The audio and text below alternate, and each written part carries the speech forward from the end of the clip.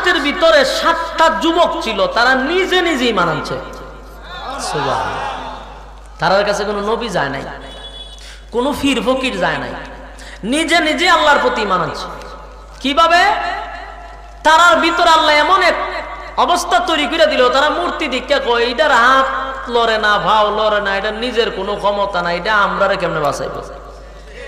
এরা গভীর ভাবে ভাবতে ভাবতে চিন্তা করলো, আসমান কে বানাইলো, জমিন কে বানাইলো, সৃষ্টি জগৎ কে সৃষ্টি করলো, আমার কে বানাইলো, আমি খার নিয়ামত খাচ্ছি। এগুলা ভাবতে ভাবতে তখন সে সিদ্ধান্ত নিল, গোটা পৃথিবী যিনি সৃষ্টি করলেন, সমস্ত মাখলুকাত যিনি সৃষ্টি করলেন, ওনার উপরে ঈমান আনছি। সুবহানাল্লাহ। নবী রাসূল ছাড়াই তারা ঈমান আনছে নিজে নিজে। এরকম 7টা যুবক ঈমান আনছে। 7 যুবক যে ঈমান আনছে, এদের মধ্যে 7 জনের মধ্যে কেউ গরিব ছিল না, কিন্তু কারো বাপ এমপি, কারো বাপ মন্ত্রী, টেকাওয়ালা না গরিব? হ্যাঁ, খালি টেকাওয়ালা না, ভিআইপির ঘরের ভিআইপি, ঠিক নি? এই 7 যুবকের মধ্যে কারো বাবা ছিল প্রধানমন্ত্রী, এমপি, মন্ত্রী। তখন আর দেশে একটা মেলা হয়েছে। মেলা হওয়ার পরে এই মেলার মধ্যে গিয়া মূর্তিদেরকে পূজা করা হতো, মূর্তিদেরকে বিভিন্ন জিনিস খাওয়ার জন্য দিত, এটা একটা আনন্দ মিছিল হইতো তাদের। এই 7 যুবক করলো কি, প্রথম একটা যুবক সেখান থেকে আস্তে করে সরে গেছে, সইরা একটা গাছের গোড়ায় গিয়ে বসে রয়েছে। সে মনে করছে এই গোটা রাষ্ট্রের মধ্যে আমি শুধু একমাত্র আল্লাহর উপরে ঈমান আনছি, আমি মূর্তি পূজারীদেরকে বিশ্বাস করি না, এদেরকে আমি খোদা মানি না। মন খারাপ করে একটা গাছের গোড়ায় বসে রয়েছে। কিছুক্ষণ পরে দিয়ে আরেকজন আইয়া তার কাছে বসছে। এখন কেপটা তার কেউ কাছে কয় না, কারণ যদি শুনতে পারে বাদশা পর্যন্ত যায় তাহলে মৃত্যুদণ্ড। কথা বুঝতেছেন? পাশে তো আরেকজন আইয়া বসে, হেও এর কিছু কয় না, হেও এর কিছু কয় না। ভিতরে সবারই ডর, যদি এর কাছে কইয়া যদি কে কইয়া দেয়। কিছুক্ষণ পরে দেখা যায় তৃতীয় আরেকজন আইসা বসছে, কিন্তু এখন 2 জন এর দিকে তাকায়, কিন্তু এখনো কেউ কারো কিছু কয় না। কিছুক্ষণ পরে দেখে চতুর্থ একজন আইসা বইছে, এরপরে আইসে আরেকজন, 5 জন, এরপরে 6 জন, এরপরে 7 জন। এখন তারা আশ্চর্য হয়ে গেল, ঘটনা কি? 7 জন যুবক কেউ কাউরে কিছু বলে না, চুপচাপ বইসা রইছে। কেউ কাউরে কিছু প্রশ্ন করে না, কারণ যদি প্রশ্ন করি আমার ভিতরে কি হেতো জানে না, হের ভিতরে কি আমি জানি না। যদি প্রকাশ করি গো আমি এক আল্লাহর উপরে ঈমান আনছি, সে যদি বলে দেয় মৃত্যুদণ্ড দিয়া দিবে। তাই 7 জন যুবক চুপচাপ বইসা রইছে। একটা যুবক লাফ দিয়া দাঁড়ায়া গেছে, সে আর সহ্য করতে পারে নাই। একটা পর্যায়ে তার ঈমান স্পিড বেড়ে গেছে, হয়তো বা ভাবছে যা হবার হবে, আল্লাহর উপরে ঈমান আনছি, প্রয়োজনে মৃত্যুদণ্ডকে আমি বেছে নিব। 7 যুবকের মধ্যে একজন দাঁড়ায় বলে, যুবকরা, জানি না গো কে কোন উদ্দেশ্যে এখানে বসছ, কিন্তু আমি আমার দিলের খবর তোমাদের কাছে জানায়া দেই, তোমাদের কাছে জানায়া দেই, তোমাদের কাছে জানায়া দেই, আমি এমন একজন প্রভুর উপরে ঈমান আনছি, যিনি কারো কাছ থেকে জন্ম নেয় নাই, যিনি কাউকে জন্ম দেয় নাই। এই 7 আসমান 7 জমিন সৃষ্টি জগৎ আল্লাহ কমপ্লিট করলেন, ওনার উপরে আমি ঈমান আনছি, আমি দেব দেবীর উপরে ঈমান আনি নাই। ইউসুফ যে নওয়াজ, তাকে সবাই কি মানত? ওই খোদা মানত। 7 যুবকের মধ্যে এরা 6 জন কই, বেড়া এটা তো আমরা একই অবস্থা, আমরা তো কেউ ডরায় কিছু কইতে চাইতেছি না, তুই যেহেতু খইয়া লাইছস তাহলে আমরা 7 জন একই রাস্তার প্রতীক। এখন একটা সাহস বাড়ছিনি, যাক একা না, আমার সাথে আরো আছে। এরা যুবক ভাই, আসহাবে কাহফের যে ঘটনা আমি আপনাদের সামনে তুলে ধরতেছি, এই কথাগুলি বলবো, আল্লাহর নবীর কাছে জিবরাইল বলা শুরু করছে। গুহা শব্দের একটা অর্থ, এই আসহাবে কাহফের একটা বিষয় হলো, এখানে একটা অর্থ আছে, আম হাসিবিতা আন্না আসহাবাল কাহফি ওয়ার রাকিম, এখানে রকিম শব্দের একটা অর্থ হলো ফলক। রকিম শব্দের অর্থ কি? ফলক। এই ফলক হইল, ফলকটা কেমন বুঝায়? আপনারা এখানে রাস্তা হওয়ার পরে, রাস্তা যেদিন উদ্বোধন হয়, একটা ফাঁকা করে টাইলস লাগায়নি, টাইলসের মধ্যে এমপি নাম লেখা থাকে, ঠিক না? যে এমপি মন্ত্রী করছে তার নাম লেখা থাকে। পদ্মা সেতুতে দেখবেন প্রধানমন্ত্রী শেখ হাসিনা লেখা, ঠিক না? এই যে একটা লাগাইছে এটারই কয় ফলক। এটার কি কয়? অথবা এখানে রাস্তাতে একটা সাইনবোর্ড এইভাবে লাগানো, নিফলেট। ফলকের একটা শব্দ নিফলেটও বলতে পারেন, সাইনবোর্ডও বলতে পারেন, মানে একটা চিহ্ন, ফলক। এই আসহাবে রকিমের কয়েকটা, অনেকে এই আসহাবে রকিম দিয়ে ওয়াজ করে বনি ইসরাইলের 3 যুবকের ঘটনা। হিডেও কিন্তু গুহার ভিতরে লুকাইছিল। এই 3 যুবক গুহার ভিতরে লুকাইছিল, আর এই 7 যুবক গুহার ভিতরে ঢুকছে। তো এই আসহাবে রকিম দিয়ে কেউ বনি ইসরাইলের 3 যুবকের ওয়াজ করে। আর এখানে স্পষ্ট আছে আসহাবে কাহাফের এই গুহাবাসীর 7 যুবকের কথা। কথা বুঝতেছেন? আপনারা মনে খুব বিরক্ত হইতেছো, এইভাবে ওয়াজ করতেইব, মন চাইলে বসেন, কিছু করার নাই। এর চেয়ে বেশি চিল্লি দিলে আমি পরের দিন আর ওয়াজ করতে পারতাম না। কথা বুঝছেন নি? আওয়াজ বুঝছে আমি আওয়াজ দিতেছি, আপনারা একটু ধৈর্য নিয়ে বসেন। তবে কথা কি, আমি আমার বাবাই লিখে দিছে কইতাছি, গিচ্ছা ইচ্ছা না হুজুর রাসে গান। এক কথাগুলি দিলের কান লাগায় শোনেন।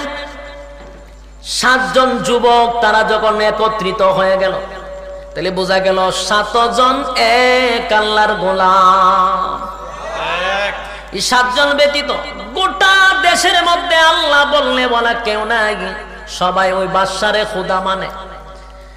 এবার 7 জন যুবক যখন একত্রিত হইয়া সিদ্ধান্ত নিল এই দেশ ত্যাগ করবে, দিনের জন্য, ইসলামের জন্য, আল্লাহর অস্তিত্ব টিকা রাখার জন্য। আমরা যদি এই দেশে থাকি তাহলে আমাদেরকে ফাঁসির কাস্টে ঝুলাইয়া মেরে ফেলবে, সুতরাং অন্য কোথাও চলে যাই, তাহলেই আমরা অন্য জায়গায় গিয়ে দিন প্রচার করতে পারবো।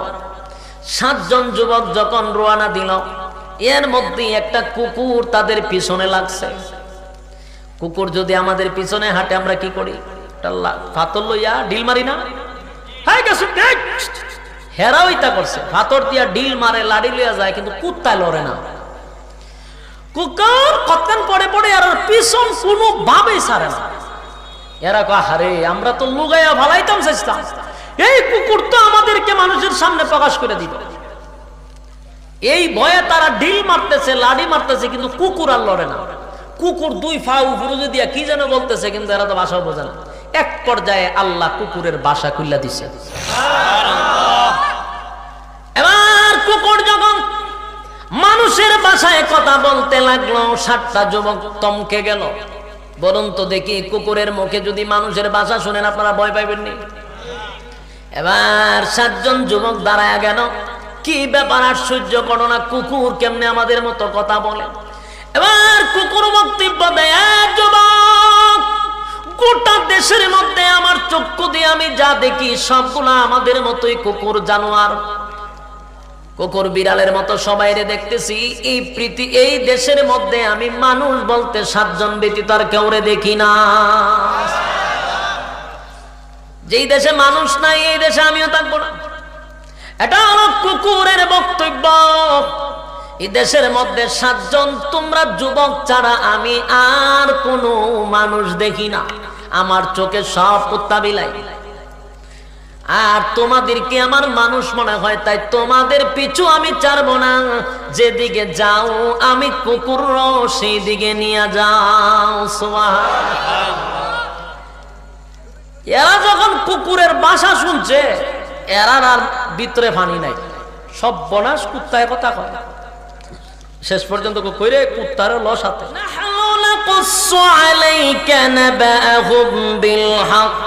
ইন্নাহুম ফিদিয়াতুন আমানু বিরাব্বিহিম ওয়াজিদনাহুম হুদা।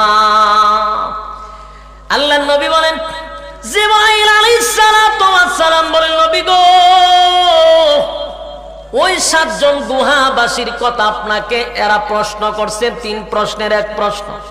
ফিদিয়াতুন শব্দের অর্থ হলো যুবক। 7টা যুবকের কথা আপনাকে তারা জিজ্ঞাসা করছে, আপনাকে আল্লাহ জানায়া দিচ্ছে। আমার আল্লাহ বলেন, নবী গো, আমি আপনার কাছে উপস্থাপন করতেছি, নাহনু নাকুসু আলাইকা নাবাহুম বিল হক ইন্নাহুম ফিদিয়াতুন আমানু বিরাব্বিহিম ওয়া জিদনাহুম হুদা। আল্লাহ বলেন, নাহনু নাকুসু, বর্ণনা করছি আমরা, আলাইকা, তাদের কাছে। রব্বি কারীম বলেন, আমি আপনার কাছে বর্ণনা করছি 7টা যুবক, ফিদিয়াতুন 7টা যুবকের কথা, যেটা আপনার কাছে তারা প্রশ্ন করছে। এই 7 জনের কথা তাদের কাছে খুব আশ্চর্য মনে হয়েছে, কিন্তু মুসলমান ইমানদারের কাছে আশ্চর্য হওয়ার কথা না। কারণ আমরা বিশ্বাস করি আল্লাহ রাব্বুল আলামিন চাইলে মানুষ মারতে পারে, জীবিত করতে, এটা আমাদের ঈমান আছে।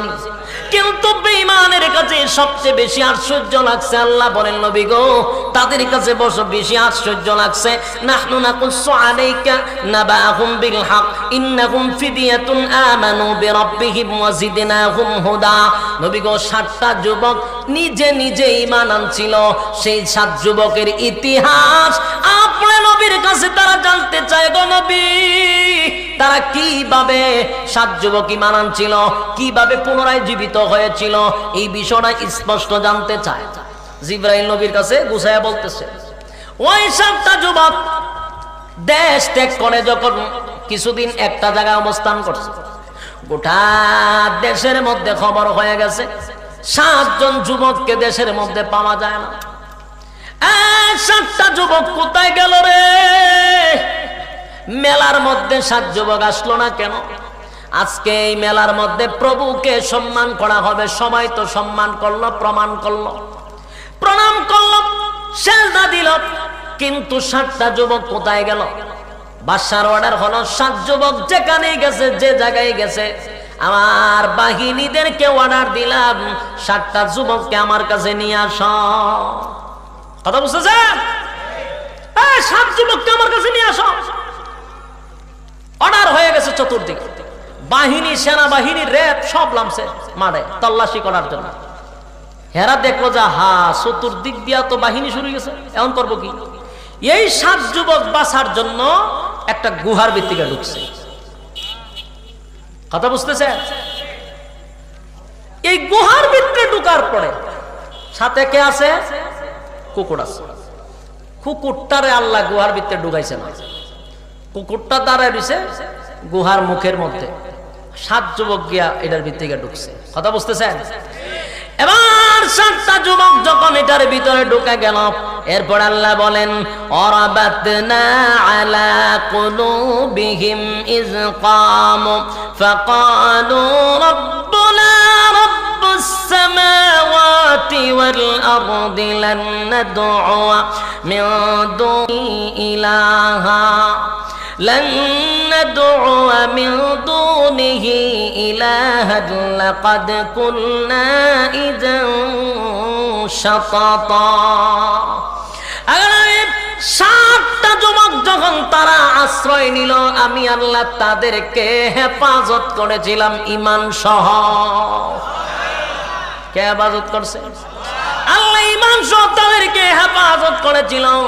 এখানে আল্লাহ রাব্বুল আলামিন বলেন, নবী গো, এমন ভাবে আমি হেফাজত করেছি, ওই দৃশ্যটা যদি আপনি নবী দেখতেন, আপনি নবীও সেদিন ভয় পাইতেন। সুবহানাল্লাহ। এমন ভাবে এরা হেফাজত করছে।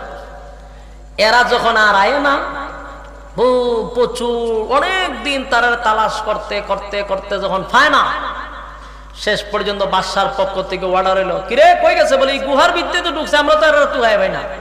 বলে, এক কাজ কর, গুহার মুখটা ডালাই দিয়া দে, গুহার মুখ ডালাই দিয়া দে, যেন জীবন আর বাড়িতে না বাড়ি গেলে মরে যাবো। এই গুহার ডালাই দিয়া, সীসা দিয়া ডালাই দালাইছে। ডালাই দেওয়ার পরে এরপরে সেখানে ডালাই দেওয়ার পরে ওই কথাটাই কোরআনে কারীমের মধ্যে আছেন যে ডালাই দেওয়ার পরে আম হাসিবিতা আন্না আসহাবাল কাহফি ওয়ার রাকিম কানু মিন আয়াতিনা আজাবা। এই রকিম শব্দের অর্থ হইল ফলক। রকিম শব্দের অর্থ কি? ওইখানে প্রাচীন দিয়া ডালাই দেওয়ার পরে একটা ফলক লটকায় দিছে। 7 যুবকের নাম সহ 7 যুবকের বাবা সহ সবগুলি এখানে একটা ছাটের মধ্যে লিখে দিয়ে রাখছে। এই ফলক সেখান থেকে আসছে আসহাবে রকিম। রকিম শব্দের অর্থ হলো ফলক। কথা বুঝতেছেন? আল্লাহ রাব্বুল আলামিন সেই বিষয়টা রাসূল সাল্লাল্লাহু আলাইহি সাল্লামের কাছে তুলে ধরলেন। এরপরে আল্লাহ বলেন, হাউলাই কওমুন ইত্তাখাযু মিন দুনিহি আলিহাতান লাউলা ইয়াতুনা আলাইহিম বিসুলতানিন বাইয়িন ফামান আযলামু মিম্মান ইফতারা আলাল্লাহি কাযিবা। এরপরে রাসূলের কাছে বলেন, 7 যুবক যখন এটার ভিতরে ঢুকছে, আমি তাদেরকে কুদরতিভাবে ঈমান সহ হেফাজত করছি। এখানেই শেষ নয়, এদেরকে আমি এমন ভাবে হেফাজত করছি, কোন মানুষ যদি তাদের চক্ষু দিয়ে এদের প্রায় একবার তাকাইতো জাগাত এরা মারা যেত। এদের এমন অবস্থায় তাদেরকে আল্লাহ জীবিত রাখছে। একদিন 2 দিন নয়, 309 বছর আল্লাহ তাদেরকে ঘুম পাড়ায় রাখছে। জুরে খান কত বছর? 309 বছর এইভাবে রাখছে। এরা যে এরা দেখলে বোঝা যায় এরা ঘুমে না, এরা সজাগ। এরা দেখলে কি বোঝা যাইব? এরা ঘুমে না, এরা সজাগ। আর কুত্তা যে একটা আসিফ ফারে বসা, এটাই এমন ভাবে বাপ লইয়া চাইছে, এমন ভাবে তাকাইছে যে কোনো মানুষ দেখলে কুত্তা খুব কেফা, কুত্তারে দেখে মানুষ দৌড় মারত। আর ভিতরে যদি 7 যুবকের চরিত্র দেখ, মানে তাদের ভঙ্গিমা দেখতো, মানুষ জাগাতে ফিট হয়ে যেত। আল্লাহ এমন ভাবে তাদেরকে আমি রাখছি, দেখলে মনে হবে যে এরা জাগ্রত, আসলে তারা ঘুমে। সুবহান। এই 7 যুবকরে আল্লাহ 309 বছর পরে ঘুম থেকে জাগ্রত করছে। সুবহানাল্লাহ। এখন প্রশ্ন হইল, 309 বছর কেন লাগাইলো? 300 বছর লিখতে চলতো, ঠিক না? আবার 9 বছর লাগাইলো কেন? প্রশ্ন আসেনি? এটার একটা ব্যাখ্যা হইল, 309 বছর যে ঘুমাইছে, আমরা মাঝে মধ্যে ঘুমাই 2 ঘন্টা অথবা 3 ঘন্টা 4 ঘন্টা, ঠিক না?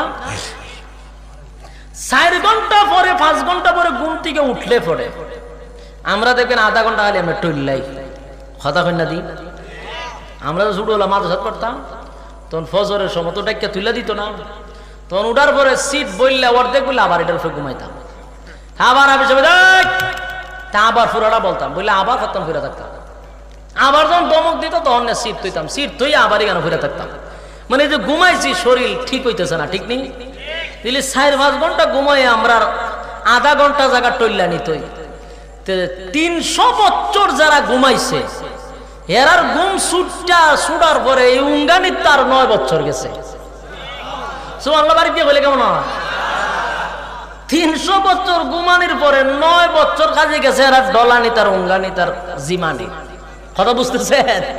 আমরা 6 ঘন্টা ঘুমাইলে আধা ঘন্টা যায় আমরা উঙ্গানি, আর এরা 300 বছর ঘুমায় 9 বছর শুধু খালি উঙ্গাইছে আর জিমাইছে। এরপরে তারা পুরা সজাগ হয়ে গিরে কটা বাজে? একটা হয় মনে বিকাল হয়ে গেছে, আর একটা হয় বিকাল না রে সন্ধ্যা হয়ে গেছে। এইটারে জিগা খতখান ঘুমাইছি, মানে ঘুমাইছিলাম তো সকালে, মনে রাইতে গেছে, মনে সকাল হয়ে গেছে। এরা একজন একজনের জিগাইতেছে ঘুমাইলাম খতখান। আর একটা হয় একদিন তৈবই ঘুমের তালে হয় একদিন না হইলে হইতো না, নিম্নে একদিন ঘুমাইছে। আর একটা হয় রে সকালে যে ঘুমাইছিলাম দেখ মাগরিব হয়ে গেছে আমার। এই ঠেলা ঠেলি এরা করতে করতে হয় হুন ইতা পরে হুমনে। আর একজন ওইটা কয় আল্লাহ বালা জানে আমরা কতক্ষণ ঘুমাইছি।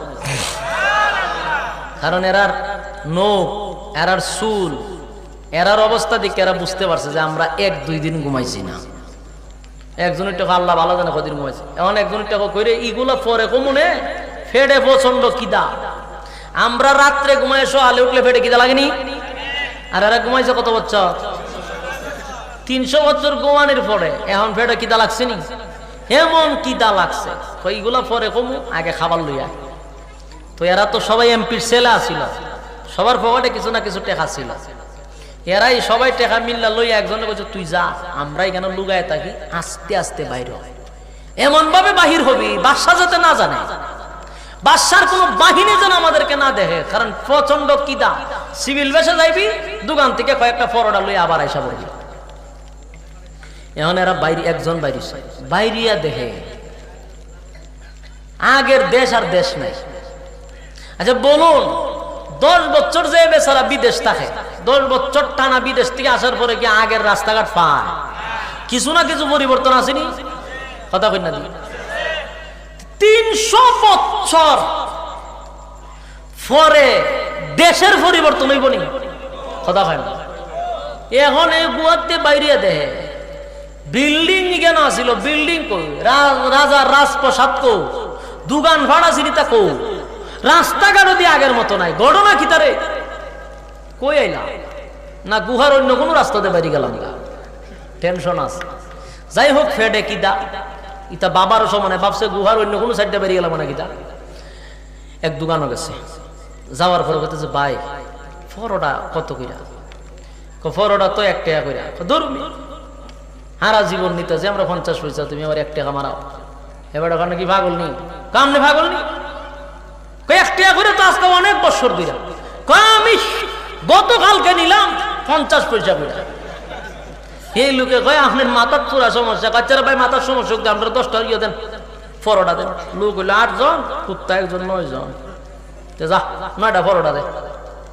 9 পরোটা দেওয়ার পরে উনি 60 টাকা, 9 টাকা বাড়ি করে দিছে। টাকাটা হাত লওয়ার পরে কই মিয়া মানে এটা কি টাকা দিছে? এটা তো চলে না, এটা তো বহু যুগ আগে শেষ। এখন হে কয় ভাই মাথা ঠিক আছে, গতকালকে আমি খাইলাম এই টাকা দিয়া, আপনি এখন কইতাছেন যে টাকা চলতো না। ভাই আমার লোক কেন ভাইজলামি? ভাই আমি ভাইজলামি করি না, আপনি ভাইজলামি করেন, আল্লাহ না জানে। এই টাকা শত শত বছর আগে উঠতে গেছে, আপনি এই টাকা পাইলেন কো? গতকালকে আমি খাইলাম রুটি টাকা দিয়ে, ওই এখন তুই কি তাকস? হ্যাঁ, দোকানদারের কথা কইতে তার 3-4 জন বেড়া করছে। ওরে কিতিছে কিতিছে, দেখো না কত বছর আগের টাকা দিছে আমার এবার রুটি খাইতো। হেরা করি এই এর কাছে গুপ্তধন আছে, কারণ এই যে টাকা এটা তো আজকালের টাকা না, এটা তো স্বর্ণের টাকা, রূপার টাকা। এই টাকা এর কাছে আছে, নিশ্চয়ই গুপ্তধন আছে। এর দরকার হগলে মিল্লা তারে ধরছে, ধরে কই গুপ্তধন তুই সত ধরো বেড়া, আমার বেটা খাওয়ার নাই, গুপ্তধন মারাস রুড়ি দে আমি যাইগা। আর আমার লাগে কেন ভাইজলামি করতে? আমার পরিচয় হলে তো জাকাত মুক্ত দিবে, কারণ এর বাপ এমপি। চাইতাম না আমি পরিচয় দিতাম, বাপের নাম যে কইছে আর আগলে আসি শুরু, ওইরকম নাম তো আমরা জীবন শুনছি না। আমার বাবা পার্লামেন্টের সদস্য, আরো আসি শুরু করছে। পার্লামেন্টের সদস্যর চেহারা নেই রকম, লম্বা চুল, মুখ লম্বা, দাঁতার থেকে উঠাইছস। হ্যাঁ ব্যাক লয়ে গেছে, ঘটনা বুঝলাম না আমি। আমার লগে যা হইতাছে সব উল্টা পাল্টা হইতাছে। হগলে দইরা তারা লয়ে গেছে বাদশার দ্বারে। কথা বুঝছে? বাদশার দ্বারা লয়ে গেছে। তখনকার যে বাদশা ছিল, কত বছর পরে? 300 বছর পরে যে বাদশা ছিল, তখনকার যুগটাও ছিল মুসলমান যুগ ছিল না। 300 বছর পরেও কি ছিল না? মুসলমান ছিল না। ওই যে বাদশা দেশ চালায় সেও কাফের ছিল, কিন্তু কাফের হইল একজন মুসলিম সাধকের সাথে তার ভালো সম্পর্ক ছিল। এই জন্য সে আল্লাহরে বিশ্বাস করত, কিন্তু এটা প্রকাশ করলে তারে আর কি মানবে না? জনগণ বাদশা হিসেবে মানবে না। এই কারণে সেটা গোপন রাখছে, কিন্তু মনে মনে আল্লাহরে বিশ্বাস করে। এবার তারে লইয়া গেছে কই? বাদশার দরবার। বাদশার দরবার নিয়ে হইতে, স্যার এই দেখেন এই টেকা এ পাইল কই? এটা তো আজকালের টেকা না, শত শত বছর আগের টেকা। হে পাইছে কই? এখন কালকে বলে খালি রুটি খাইছে, এ কিতা মাতে উল্টা পাল্টা। বাদশাহ কইতা কই পাইছো তুমি? কই পাইতাম? আমার বাপে দিছে। তোমার বাপের নাম কিতা? অমুক। তোমার বাড়ি কই? কই বেড়া বাড়ি কই? আমার বাড়িতে কেন? গ্রামের নাম কিতা? যখন গ্রামের নাম কইছে, ওইরকম গ্রাম তো আমরা এই কয়েকশো মাইলের ভিতরে আমি শুনছি না। 300 বছর আগে এই গ্রাম, এখন আপনারা গ্রামের নাম কিতা? হ্যাঁ, ফুসমাইল। 300 বছর পরে ফুসমাইল থাকবা? কত ভাদর মাস আইব, ঠিক না? 300 বছর পরে গ্রামের নামও চেঞ্জ, থানাও চেঞ্জ, সব চেঞ্জ হয়ে গেছে। এখন বাদশারা কইতাছে, রে তোমার বাবার নাম কি ছিল এমক, তোমার বাদশার নাম কি ছিল? তখন কইছে যে দেখেন আমরারে আপনারা এইভাবে দৌড়ে আনছেন আমারে, আমি কোনো অপরাধী নয়, আমি কোনো সুদ ডাকাত নয়, আমি ভালো বংশের একজন। আমার বাপ ছিল পার্লামেন্টের সদস্য। আমরা জালেম শাসকের ভয়ে আমরা ঈমান আনছিলাম এক আল্লাহর উপরে। ওই বাদশা ছিল মূর্তি পূজারী, আর বাদশা এক আল্লাহ মানত না। যারা এক আল্লাহ বিশ্বাসী ছিল তাদেরকে ফাঁসির কাস্টে ঝুলাইতো। এই ভয়ে আমরা 7 জন যুবক এই গুহার ভিতরে ঢুকছি। আর গুহার থেকে বাইরে এখন দেখি এই অবস্থা। কতদিন ঘুমাইয়া ছিলাম এটাও বলতে পারতেছি না। কিন্তু আমরা ওই জালেম শাসকের নাম কইছে, নাম কোয়ার পরে এখন সবাই কই ওই দাঁড়াও দাঁড়াও দাঁড়াও, এইগুলো তো আমরা ইতিহাসে পড়ছিলাম। এই ঘটনা কিসে পড়ছিলাম? যত শিক্ষিতরা ছিল তো সর্বনাশ, এই ঘটনা তো আমরা ইতিহাসে পড়ছি, আমরা স্কুলে পড়ছি, আমরা কলেজে পড়ছি, এটা তো একটা ইতিহাস। 7 যুবক গুহার ভিতরে বন্দী ছিল। জালেম বাদশা ভয়ে 7 জন যুবক এক আল্লাহর উপরে ঈমান আনার কারণে তাদেরকে বন্দী করে রাখছিল গুহার ভিতরে, এই প্রাচীন দিয়া দালাই করে রাখছিল। এটা তো আমরা ইতিহাসে পড়ছি। সবাই মাথা তাত দিয়ে ইতিহাস কি 300 বছর পরে এখন এই ইতিহাসের লোক এখানে দাঁড়ানো? সবার মাথা গেছে চমকা। তখন কইলো দাঁড়াও। বাদশার পার্লামেন্টের একজন বলতেছে যে আমি যুবকরা একটু পরীক্ষা করব, যদি পরীক্ষায় সত্য হয় তাহলে আমি এই যুবকের মালিকের উপরে ঈমান আনব। তখন কইলো তোমার বাবার নাম কি? নাম কইছে। তোমার 7 জন যুবকের নাম বলো। 7 জন যুবকের নাম বলছে। কইছে ঠিক আছে। তখন ওই ফলকও গেছে। কোথায় গেছে? ওই যে ফলক লাগায় রাখছিল প্রাচীনতম প্রাচীন ভাষায়, পলক তো গায়ে বাই করছে। এই পলকের মধ্যে সেম 7 জনের নাম লেখা আছে। একটা পাইলনি প্রমাণ। 2 নাম্বার প্রমাণ হইল, তখন ওই ওখানকার পার্লামেন্টের সদস্য বলেন শুনেন আমরা ইতিহাসে আর একটা বিষয় পাইছি। ওই যে জালেম বাদশা ছিল তার সিংহাসনের নিচে মাটির নিচে একটা পিতলের পাতিলা আছে। ওই পাতিলার মধ্যে একটা কাগজের মধ্যে তার মা বাবা 7 জনের বাপ মা সবকিছু ঠিকানা লেখা দেওয়া আছে। তখন তারা এই যুবকের কথা শুনিয়া ওই প্রাচীন আমলের জালেম বাদশার সিংহাসন ভাঙ্গা এর নিচে মাটি খুদাই করে দেখে একটা পিতলের একটা কলসি পাওয়া গেছে। এটার ভিতরে দেখে একটা কাগজ, কাগজের মধ্যে 7 যুবকের বাপের নাম, মার নাম, হেরার নাম লেখা। সুবহানাল্লাহ সুবহানাল্লাহ। এখন তো আর মাথা নষ্ট হয়ে গেছে। ইতিহাসে আমরা পাইছিলাম। তখন যুবক রইল তোমরা কত বছর ঘুমাইছো জানো?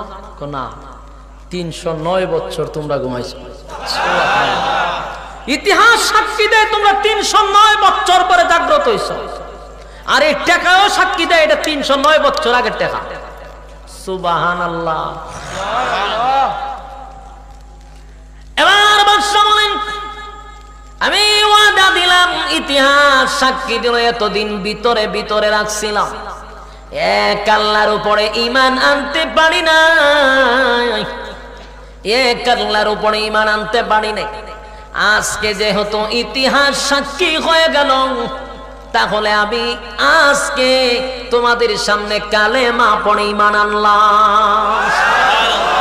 এই 7 যুবক পুনরায় ফিরে আসার কারণে ওই দেশের প্রত্যেকটা মানুষ কালেমা পড়ে ঈমান আনছে। পরে বাদশা গেল, বললো যে তুমি এক কাজ করো, তুমি 7 জন যুবকরে নিয়ে আসো, গুহার ভিতর থেকে বাইর করে নিয়ে আসো। আমরা তোমাদেরকে রাষ্ট্রীয় সম্মান দিব, তোমাদেরকে গাড়ি দিব, বাড়ি দিব, তোমাদের যা যা কিছু দরকার সব রাষ্ট্র বহন করবে। যাও 7 জনকে নিয়ে আসো। গুহার ভিতরে ঢুকার পরে এই যুবক আর বাড়ি ছিল। তারা বহু চেষ্টা করছে, দিনের পর দিন অপেক্ষা করছে, যুবক আর বাহির হয় নাই। কথা বুঝতেছে? এই যুবক জন গিয়া কইছে করে 1-2 দিন ঘুমাইছি না আমরা, 309 বছর ঘুমাইছি। সুবহানাল্লাহ কি তা কথা বলে? বলে দেশ আর দেশ নাই, ওই বাদশার লোকের আইছে আমরা নিত। মানে হে আর এর কথা বিশ্বাস করে না। হয় আমরা বাইল টেল দিয়া গুহার থেকে বাইর করতে, আর জালিম বাদশা আমরা মৃত্যুদণ্ড দিত। এটা আমরা বুঝে লাইছি। এরারে কোনোভাবে বোঝানো গেছে না। এরপরে 7 যুবক আর গুহার থেকে বেরিয়েছে না, এই 7 যুবক এখানেই ছিল, কারণ এটা আল্লাহর কুদরতের একটা নিদর্শন ছিল।